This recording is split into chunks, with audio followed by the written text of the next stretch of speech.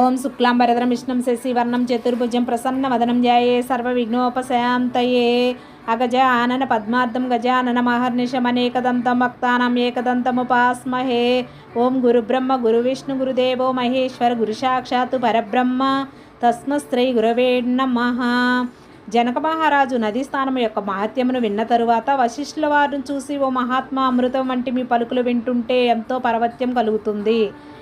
ఎంత విననప్పటికీ తన తీరటం లేదు. కార్తీక మాసంలో ఏ దేవతలను ఉద్దేశించి వ్రతం చేయాలో నా యందు దయతో చెప్పమని కోరుచున్నాను.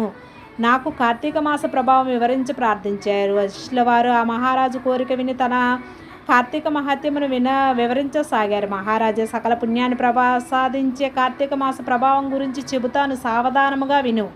ఈ కథలు వినుట వలన సకల పాపములు పోతాయి, సకల పుణ్యాలు ప్రాప్తిస్తాయి. కార్తీక మాసంలో సాయంకాలం శివాలయంలో ఈశ్వర ప్రీతి కొరకు దీపారాధన చేస్తే అన్ని పుణ్యములు ప్రార్థించును. గోపుర ద్వారంబున గాని లింగాగ్రమున గాని ఆవు నేతితో దీపారాధన చేసిన వాళ్ళు పుణ్యరాశుల అన్ని ధర్మములు తెలిసిన వారును ధర్మాత్ములు అవుతారు.